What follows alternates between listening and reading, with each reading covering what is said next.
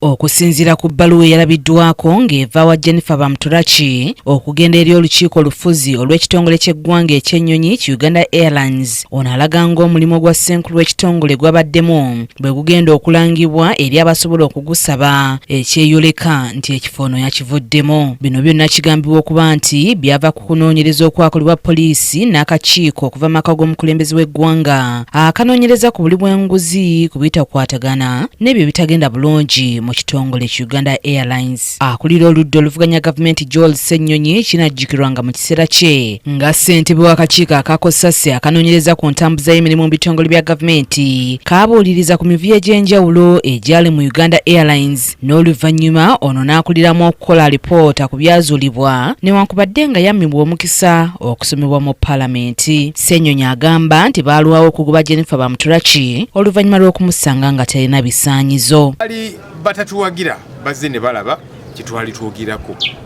Kakati omukyala yes nategeddeko nti bali mugoba ninga kati lwaki mwalwawo singa mwakikola dda oba oli awo wali baddewo abantu abasobola okukola ekituufu okutereeza ennyonyi y'eggwanga lyaffe. Naye obuzibu bwa Uganda Airlines bwe buzibu bwa buli kitongole kya Uganda.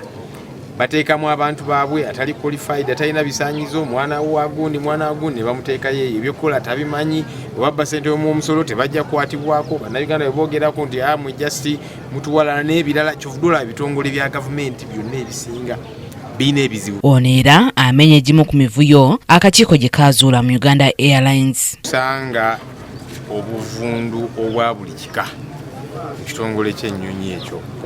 Obubbi bwa ssente y'omusolo, contracts bazeegabira, eno bakola zirosensi, eno amafuta abalina gwe bagagulako bo kennyini ate ne bagaguza ekitongole nga bongeddemukko akasente ne beefuula ba middleman awo.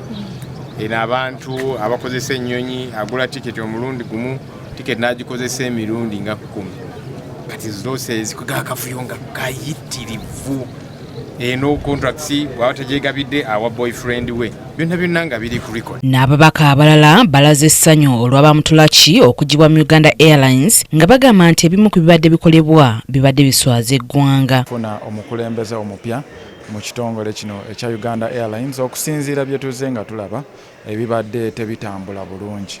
Kubanga otunuulira ne mu audit reports ezibadde presented ne Auditor General nga ziraga kampani neekola losses ya in ya out okuva we yatandika buli mwaka tukomekerera tuli mu losses, era komiti ya Kosase yagezaako okunoonyereza okuggyayo amazima obuzibu bwe buva, naye unfortunately ng'ababaka tetwafuna mukisa ogwo okwongera okudibetinga ku report eno, naye ya exposinga ebintu bingi nnyo omuli n'obuyigirize obw'ono omukyala yali akulira ekitongole kino nga kyaddizibwawo mu mwaka gwa 2019 oluvannyuma lw'ebbanga ddene nga kyasaanawo tekikolangayo wadde ensimbi nti magoba newankubadde nga abakolamu bali ku misaala misava nnyo, so nga ate mu kuddizibwawo kino eggwanga lyasuubira okuyingiza ensimbi mu ggwanika okuva mu mulimu gw'okusaabaza abantu. Ssebugenyi Joseph yakusakidde eggulire lino Crack KTV amalindirire.